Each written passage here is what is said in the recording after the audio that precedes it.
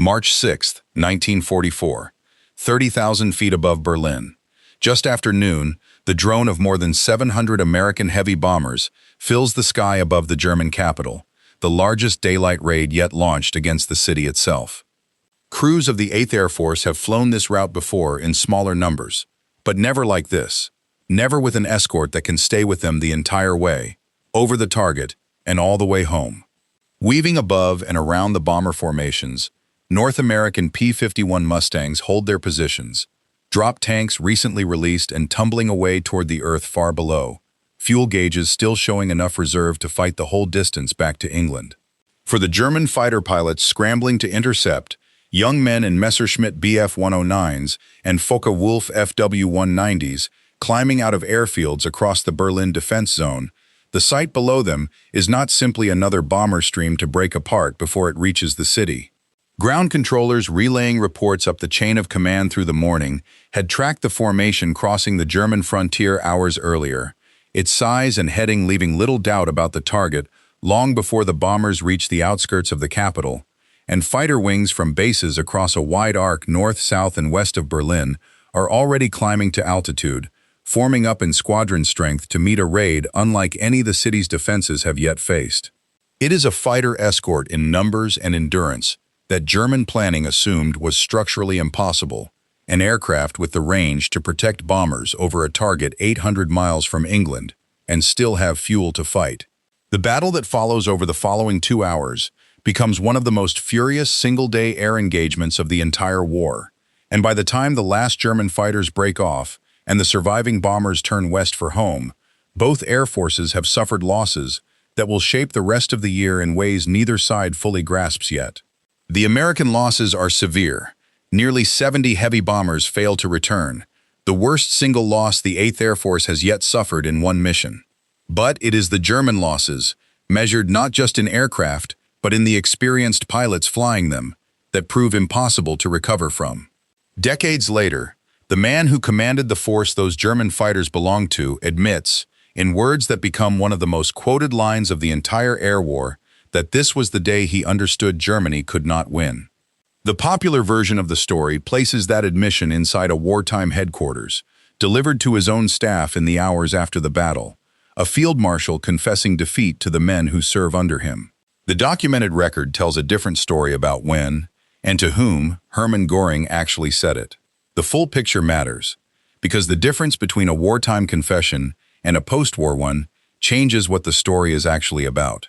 Goring makes his famous statement that when he saw American Mustang fighters over Berlin, he knew the war was lost, not to his Luftwaffe staff in March 1944, but during Allied interrogation after his capture in May 1945, more than a year after the battle itself, as a prisoner awaiting the trial that will eventually convict him at Nuremberg.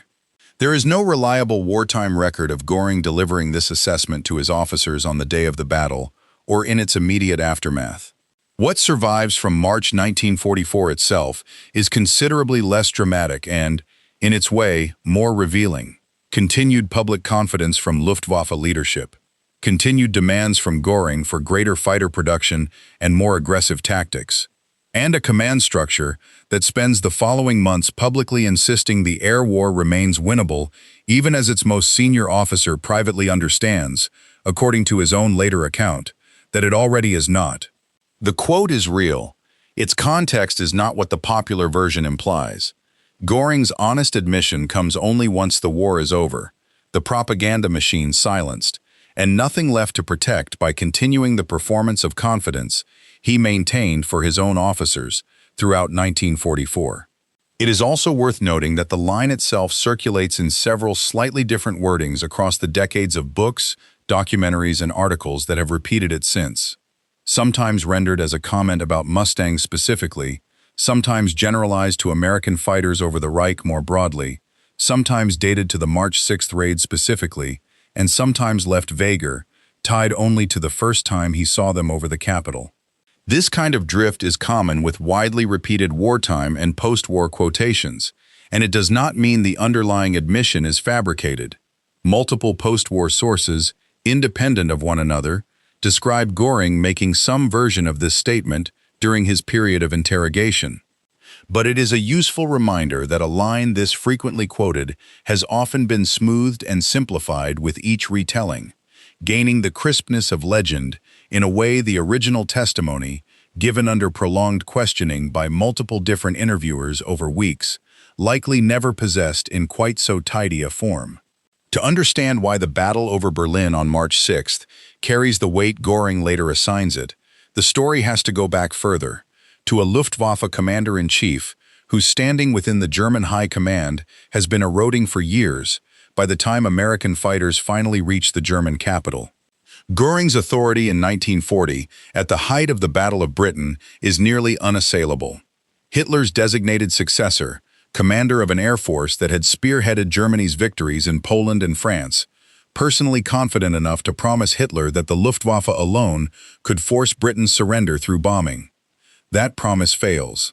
Fighter Command's resistance through the summer of 1940, combined with a series of German tactical missteps, including a shift in September away from RAF airfields toward bombing London itself, a change some historians argue relieved critical pressure on the British fighter force at precisely the moment it was most strained, leaves the Luftwaffe unable to achieve the air superiority Goring had promised as the precondition for any invasion of Britain. The Luftwaffe's losses over Britain through the autumn of 1940 are severe enough to force a shift away from daylight raids entirely, and though Goring's public standing survives the defeat, the failure marks the beginning of a long, uneven decline in Hitler's confidence in him. The pattern repeats with greater consequence at Stalingrad in the winter of 1942 and 1943, when Goring personally assures Hitler that the Luftwaffe can supply the encircled Sixth Army by air,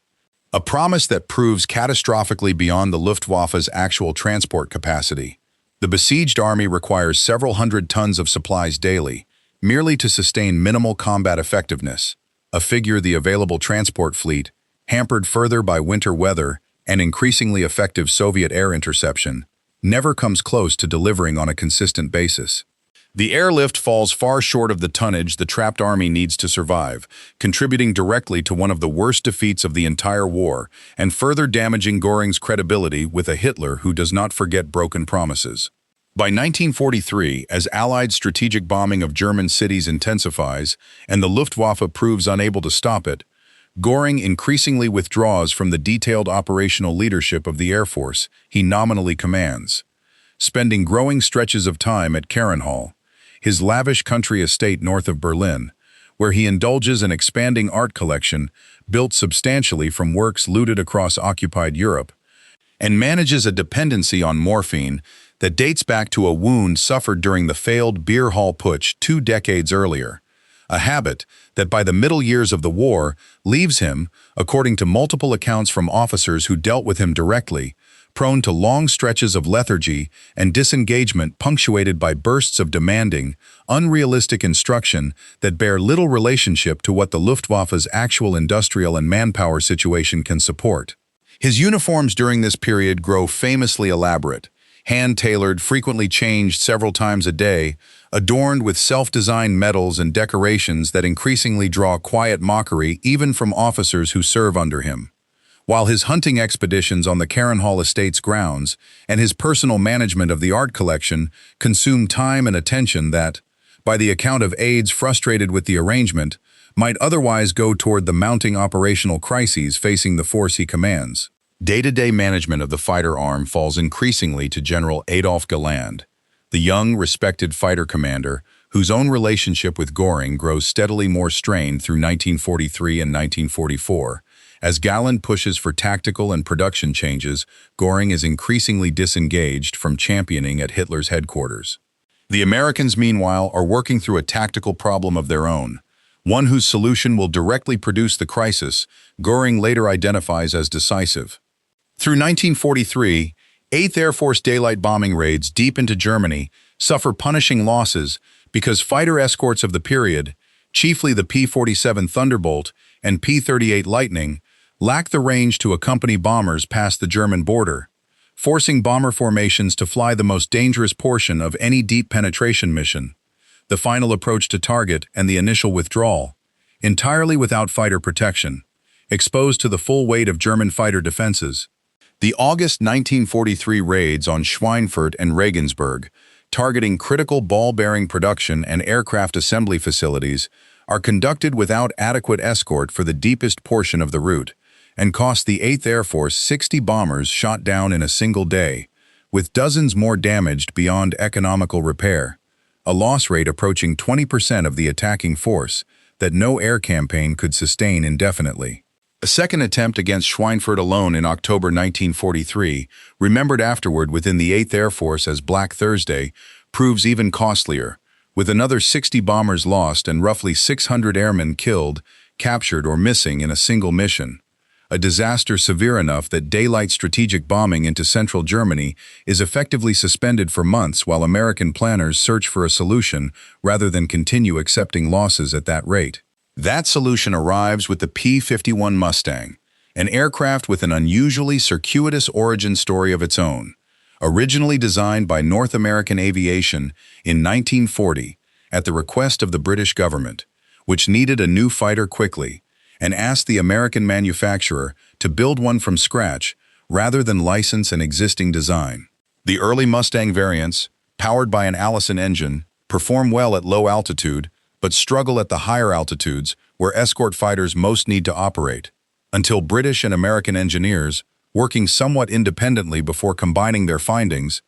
discover that fitting the airframe with a license-built version of the Rolls-Royce Merlin engine, the same engine powering the Spitfire, transforms the aircraft's high-altitude performance dramatically, while its already efficient airframe design gives it fuel economy good enough that, fitted with drop tanks, it can escort bombers over distances no American fighter had previously managed. The aircraft that emerges from this transatlantic collaboration combines exceptional high-altitude performance with, critically, the range to escort bombers to Berlin and back. When Lieutenant General Jimmy Doolittle takes command of the 8th Air Force in January 1944, he makes a tactical decision that compounds the Mustang's range advantage into something more strategically decisive. Rather than tying escort fighters to close formation, flying alongside the bombers they protect, Doolittle authorizes American fighter groups to break away and hunt German fighters aggressively wherever they can be found, including on the ground and during landing approaches, turning every mission into an opportunity to destroy the Luftwaffe's fighter force directly, rather than merely fending it off.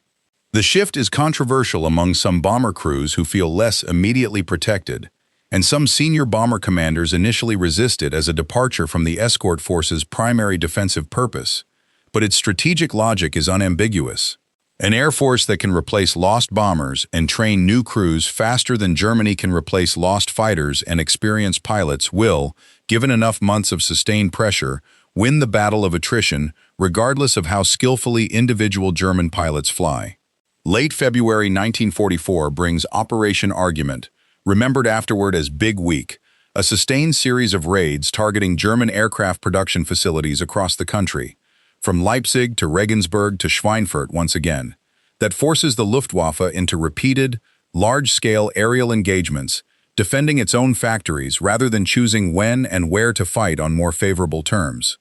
The losses on both sides through Big Week are heavy, but the strategic trade favors the Americans decisively. Bomber and aircraft losses that the growing American industrial base can absorb and replace within weeks are matched against German fighter losses that increasingly claim not just aircraft, which German factories continue producing in significant numbers even under bombing, but experienced pilots, whose training pipeline cannot be accelerated at anything close to the same pace. Unlike Goring, whose private doubts, if they exist at all in this period, remain undocumented and unspoken to his own command structure, Galland is considerably more direct with his superiors during Big Week and the weeks that follow, submitting reports and assessments that describe the mounting pilot losses in blunt terms and warning that the fighter arm is being consumed faster than it can be rebuilt. A warning that, by multiple post-war accounts, contributes directly to the friction between Galland and Göring that eventually cost Galland his command position less than a year later. It is against this backdrop, only days after Big Week concludes, that the 8th Air Force turns its full attention to Berlin itself. The mission of March 6th assembles before dawn across airfields throughout eastern England. More than 700 heavy bombers of the 8th Air Force, forming into the massive combat boxes that American doctrine relies on for mutual defensive fire. Escorted from the outset by fighter groups flying P-51s, P-47s, and P-38s in staggered relays designed to cover different phases of the long round-trip flight. The mission follows an earlier weather-scrubbed attempt against Berlin only 2 days prior, on March 4th, when a smaller portion of the bomber force presses through to the capital despite poor conditions, while the bulk of the formation is recalled. A preview that leaves German air defense commanders in no doubt that a larger effort against Berlin is imminent. German fighter controllers, tracking the enormous formation as it crosses into occupied territory and continues deeper than any previous mission of comparable size, correctly identify Berlin itself as the probable target well before the bombers arrive, and scramble fighter units from bases across a wide arc surrounding the capital in anticipation. The air battle that develops as the bomber stream approaches Berlin becomes one of continuous rolling combat rather than a single decisive clash. German fighters attacking in waves, breaking off under pressure from escorting Mustangs, reforming and attacking again as fresh German units arrive from bases further out. Some pilots flying multiple sorties in a single day as squadrons scramble again after refueling and rearming to meet the bombers a second time on their route home. Over the target itself, flak batteries ringing the capital add a separate layer of danger to bomber crews already contending with fighter attacks, filling the sky with bursting shells that force formations to hold steady bombing runs through barrages positioned with the benefit of years of practice defending the same city. For Berlin's civilian population, sheltering through the raid in basements, purpose-built flak towers, and subway stations converted for air raid use,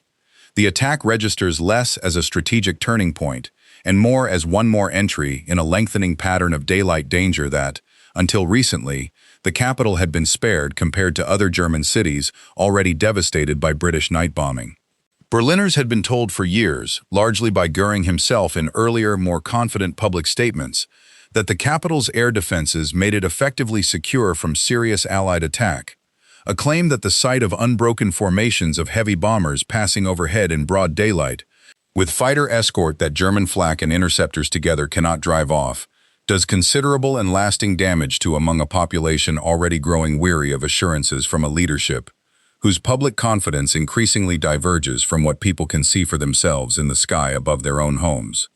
American bomber gunners claim substantial numbers of German fighters destroyed during these engagements, though as with most aerial combat claims from either side during the war, the figures require caution and cross-referencing against German loss records to establish reliable numbers. What both sides agree on, based on post-war analysis of surviving records, is that German fighter losses on March 6th are severe. Most sources place German losses in the range of 60 to 80 aircraft destroyed, a significant portion of the force committed to the day's defense, alongside American losses of nearly 70 heavy bombers and several fighters, the costliest single mission the 8th Air Force has flown up to that point in the war. The disparity in what each side can absorb from losses like these is the detail that ultimately matters more than the raw numbers themselves.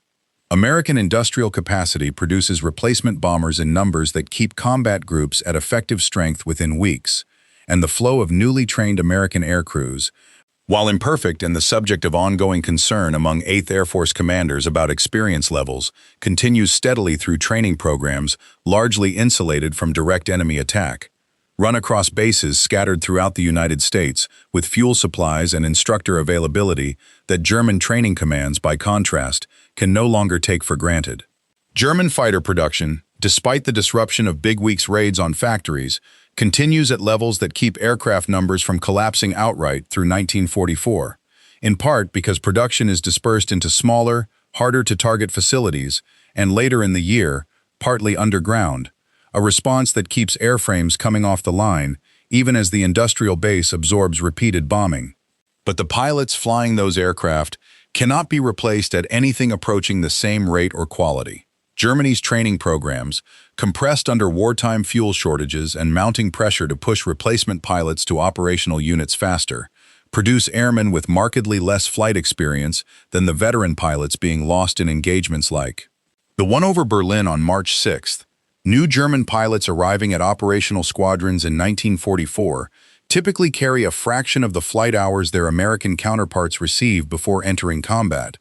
a gap in skill and survivability that widens with every major air battle through the spring of 1944, and that no amount of aircraft production alone can offset. Adolf Galland, watching this attrition consume the experienced core of the fighter arm he commands, later describes the period beginning with Big Week and continuing through the following months as the point at which the Luftwaffe's fighter force, however many aircraft remained on paper, ceased to be capable of contesting American air superiority over Germany in any sustained way. Germany does, in fact, possess a technical answer that might have altered this trajectory had it arrived in time. The Messerschmitt Me-262, the world's first operational jet fighter, flies far faster than any Allied piston-engine fighter of the period, and could, in sufficient numbers, have posed a genuine threat to American bomber formations and their escorts alike. Its path to frontline service is delayed for months,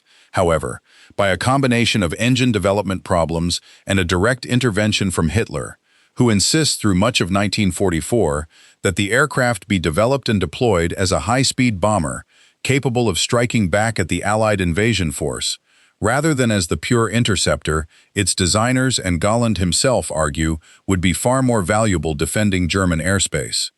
By the time meaningful numbers of Me-262s finally reach combat squadrons in the war's final months, the qualitative collapse of the conventional fighter force that began in earnest with battles like the one over Berlin on March 6th has already progressed too far for a small number of advanced aircraft, however capable individually, to reverse.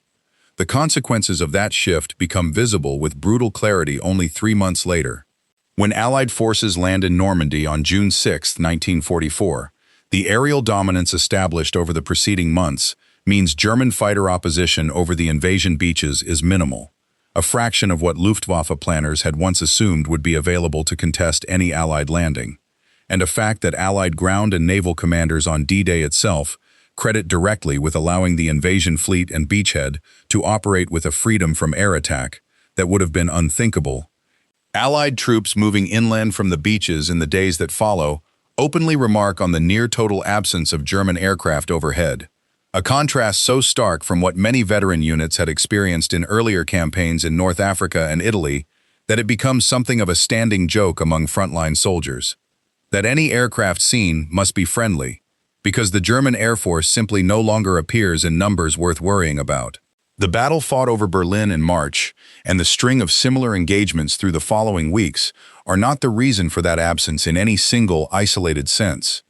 German fighter units are also drawn away to defend against other pressures throughout the spring, but they represent the period during which the qualitative core of the German fighter force,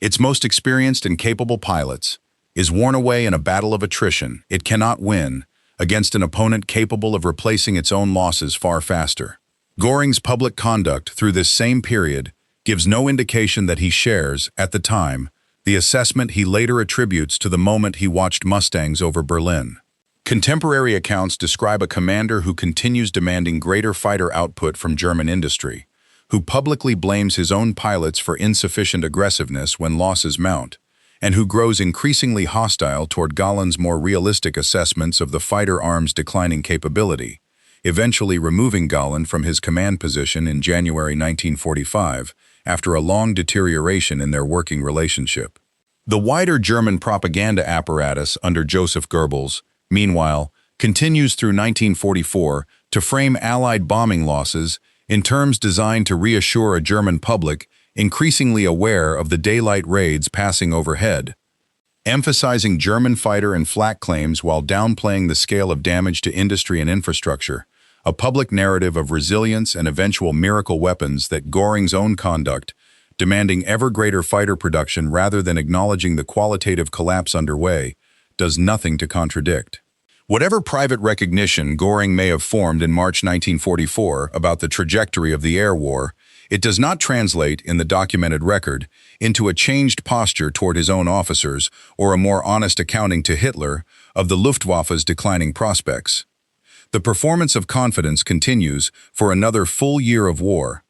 That performance ends only with Goring's own capture. In early May 1945, as the war in Europe collapses in its final days, Goring surrenders to American forces of the 36th Infantry Division in Bavaria, having already been stripped of his official positions and denounced by Hitler in the war's final week after attempting to assume leadership of the collapsing Reich under the terms of a decree Hitler himself had signed years earlier, a move Hitler interprets from his Berlin bunker as an act of treason and betrayal in the regime's final hours. In the months that follow, held first for extended interrogation and later transferred to the custody that will bring him before the International Military Tribunal at Nuremberg, Goring is extensively questioned by Allied officers, including interviewers working for the United States Strategic Bombing Survey,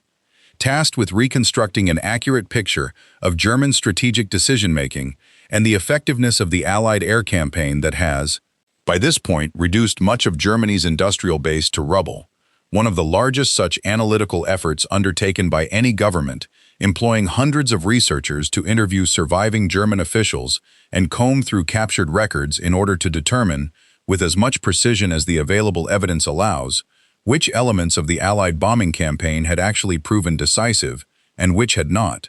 Göring proves, by the account of several interrogators who work with him during this period, an unexpectedly candid and even engaged subject once stripped of his official position, eager, in his own way, to demonstrate his strategic understanding of the air war, even in defeat, a vanity that survives the collapse of everything else he once commanded. It is in interviews of this kind, conducted with a captive, defeated former commander who has nothing left to gain from maintaining the wartime performance of confidence, and in some respects, every incentive to demonstrate strategic insight to interrogators who will help determine his eventual fate, that Göring offers his now famous assessment of the Berlin mission, that the sight of American fighters over the German capital told him, in that moment, that the war could no longer be won. It is a striking admission, and it likely reflects something genuinely true about his private understanding of German air power's trajectory by that point in the war. But it is offered from a prison cell more than a year after the battle itself, to men gathering testimony for the historical record, rather than to officers who might have acted differently had they heard it delivered with the same clarity in March 1944, and only months before Göring himself stands trial at Nuremberg, where he will be convicted on charges including crimes against humanity and sentenced to death, a sentence he ultimately avoids only by taking his own life the night before his scheduled execution in October 1946.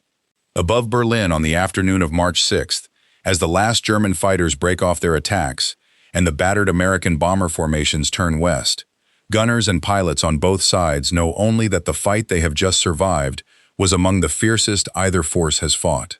Among the American fighter groups that flew Escort that day, the 4th Fighter Group and the newly arrived 357th Fighter Group, both flying the long-ranged P-51, return with claims and losses of their own, young pilots barely out of flight school landing back in England, having just fought the largest and longest air battle of their short combat careers, some of them not yet fully able to process what they have witnessed above a city most of them had only read about in newspapers before that morning. American bomber crews returning to bases in England count empty seats where crewmates were killed or wounded during the fighting, and ground crews prepare for a return mission with roughly 1 bomber in 10 that departed that morning now missing from the formation. Their fate, crash-landed in occupied territory, parachuted into captivity, or lost entirely over the North Sea, often not known for days or weeks afterward. German pilots landing at scattered airfields around the capital report losses among their own squadrons that, individually, seem survivable, the kind of hard day any veteran unit might absorb and rebuild from. Mechanics and ground crews already beginning repairs on damaged aircraft, replacement pilots already being assigned to fill gaps in the roster. None of them on either side fully grasp yet that a battle like this one, repeated across the following weeks and months, is quietly deciding the outcome of the air war over Europe well before the Normandy invasion that will depend on its result. Göring, hundreds of miles away, receives reports of the day's losses through his own staff, and by every account continues, in the days and weeks that follow, to project the same confidence in ultimate victory that has defined his public conduct since the war's earliest years. The private recognition he later describes, if it forms at all in March 1944, forms silently, unspoken to the men who might have used it, surfacing only once there is nothing left to lose by finally saying it out loud.